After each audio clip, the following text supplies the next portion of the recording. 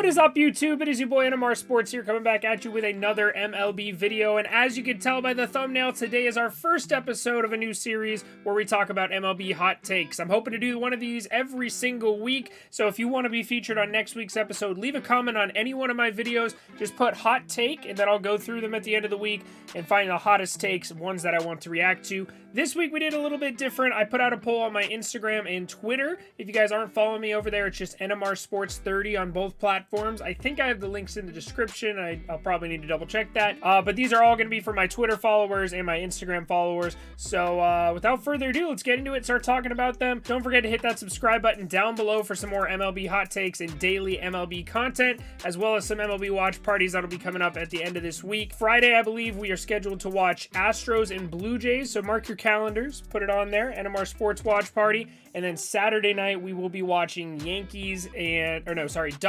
and Padres. So those are going to be our watch parties. I would do Angels, but the Angels are playing the Orioles. Nobody wants to see the Angels beat up on the Orioles, so we'll probably be following the other games and just come talk about baseball. The watch parties have been my favorite thing to do so far this season, so I hope to see you guys all there. Without further ado, let's get into some hot takes. Starting off for our hot takes, we got a few hot takes about the Colorado Rockies. Now, I know the Rockies have been really good to start the season, but some of these hot takes are pretty crazy here. First one comes from my boy Alan Novella, and that is just flat out the Rockies are a good baseball team. And I kind of agree with that, I'll be honest. They have a great lineup, I think. Defense is subjective. I think they have okay defense. I don't think it's elite or anything. I think they have average defense, but their lineup, I think, is actually well above average. Probably a top 10 lineup. I think that might be a hot take, but I think probably a top 10 lineup in the game right now with the way Connor Joe's hitting, CJ Cron, Kris Bryant, all those guys tearing the cover off the baseball.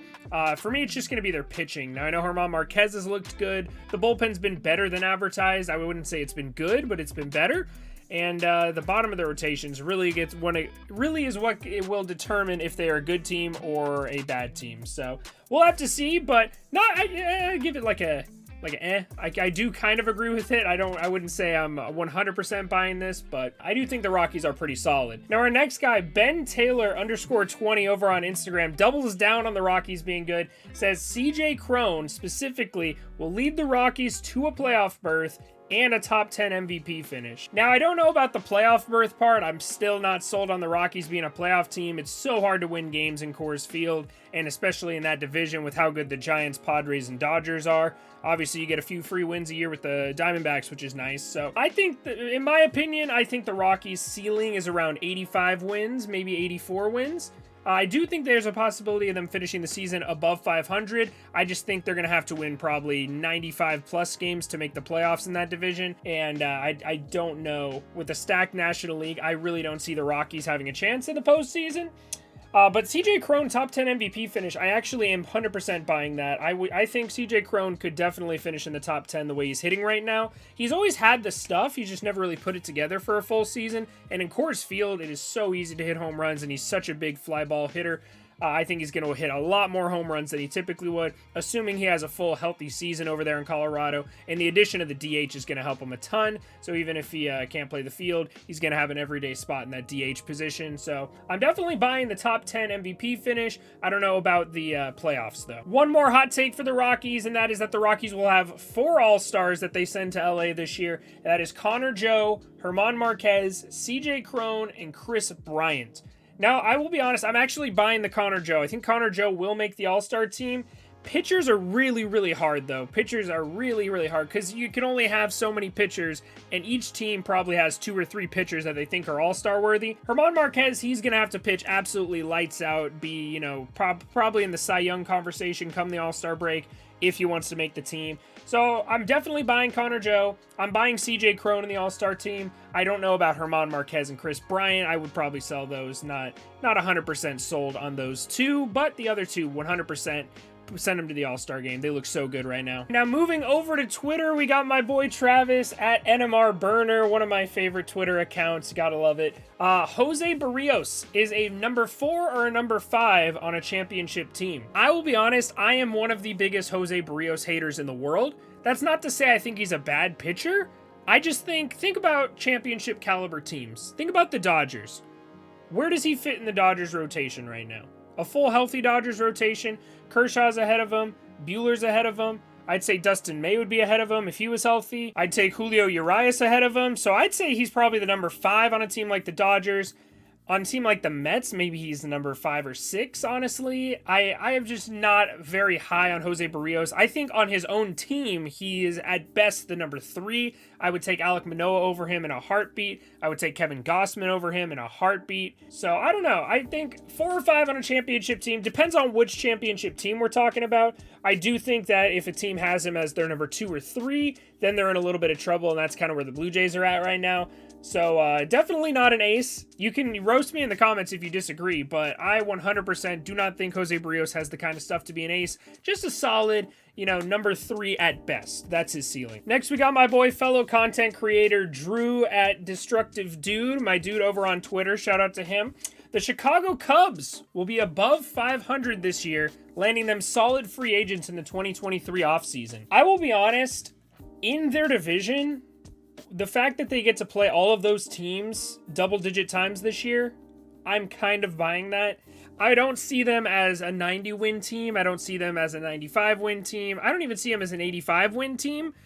But an 82, 81, 83-win team, I could definitely see that. So I'm going to go ahead and I'm buying Drew's hot take here. I think that the Cubs can finish above 500 this year, only because they get to beat up on the Pirates, the Reds, and honestly, the way the Brewers are playing, they could beat up on the Brewers this year as well. The only team in that division that's going to be tough to beat right now is the Cardinals. So I will definitely be buying the Cubs finishing right around 500. I'm not going to go any further. I wouldn't say 85 plus. I wouldn't say 90 plus, but 81 plus I could see. 81 plus I could see, so definitely buying the Cubs finishing over 500. Next, we got a couple of Angels hot takes. The first one coming from my boy Ruben Ayala at Little Ruby18 over on Twitter. Anthony Rendon is going to be an all-star. Now, at the moment, I definitely would not buy this just because of the way a lot of these American League third basemen have been playing. I think Bregman's been playing better than Anthony Rendon at the moment. I think Jose Ramirez has been playing a lot better than him. And honestly, even guys like Matt Chapman, with how good his defense is, have a chance to make it over him. I would really need to see Anthony Rendon pick up the pace, which he's definitely capable of doing. He could go on an absolute tear as soon as I post this video and, be the best player in baseball up until the All-Star break.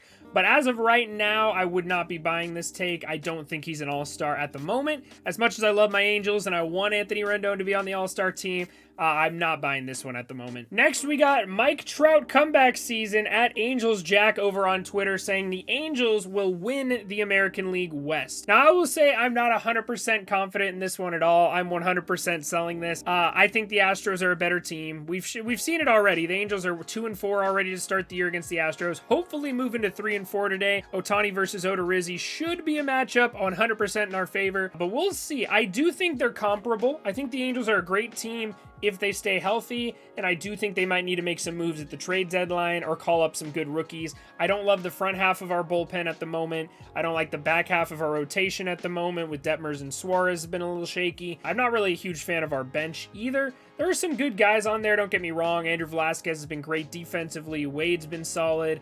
But yeah, guys like Fletch, Wade, Velasquez, Kurt Suzuki. I'm just not a huge fan of our bench in general, so overall, I don't think the Angels have much of a shot at winning the West. I do think we have a really good shot at a wild card this year, but as far as winning the West, 100% selling that. I don't think, as much as I want to be a biased Angels fan and say I agree, I do not agree at the moment. Next, we got our last Angels hot take for this video. That is the Angels make the top 12 in the Power Rankings next week. Now, I currently have them in my Power Rankings, which you can see is one of my recent uploads. I have them at 13 at the moment. So in my Power Rankings, I think 100% there's definitely a chance they make the top 12. As far as MLB Power Rankings, MLB Network or MLB.com, I think they had them at 18.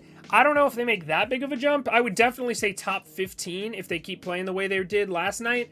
I think they could easily make the top 15, especially if they beat up on the Orioles like they should. But top 12 is a little bit of a stretch. I would say somewhat I'd say 13 is kind of their ceiling. Top 13, I would buy it.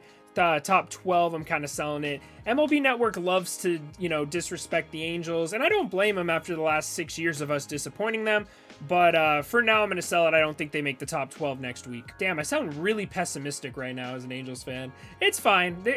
I'd rather be pessimistic and be pleasantly surprised than be optimistic and get let down like I do every single season. So we're gonna leave it at that right now. Two more hot takes. They're both coming at the expense of the New York Yankees, so let's take a look. First, we got my boy Death Star Chris coming up saying the Yankees pitching keeps up with what they're doing for the entire year, ending with the best bullpen in baseball and a top 5 starting rotation. I could definitely buy the best bullpen in baseball. I really like Clay Holmes. I really like Aroldis Chapman, looks elite once again.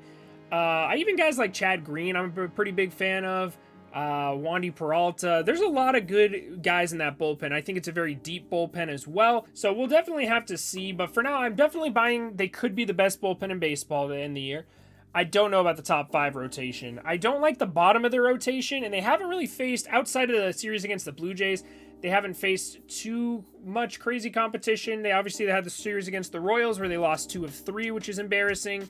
That wasn't necessarily the rotation's fault. It wasn't their bullpen's fault either. It was their offense couldn't hit the ball to save their lives. So overall, I'm buying the bullpen. I'm not buying the rotation. I think I have a little bit to prove. But right now, I would honestly see Luis Severino as the ace of that staff. And then, I don't know. We'll have to see what happens with Gerrit Cole. But speaking of Gerrit Cole, I had like 6 hot takes thrown in for him, so let's go ahead and go into these Gerrit Cole hot takes. First, over on Instagram, we've got Luke.Sadie coming in with Gerrit Cole is just not good.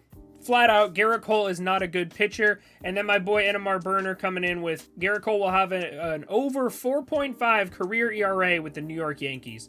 Now, I got to look up the stats for that because I don't know what his current career ERA is with the Yankees. I would honestly expect it to be under 3. So for it to be over 4.5 would be very tough. He would have to be a very bad pitcher. Yeah, he's got a career 3.22 ERA at the moment. And with the Yankees, he's got a career 3.25. So this would have to be a few seasons of him finishing the year with over a 4.5 ERA. So I'm not going to buy the over 4.5 ERA, and I'm also not going to buy that Gerrit Cole's a bad pitcher. Gerrit Cole is still a very, very solid pitcher.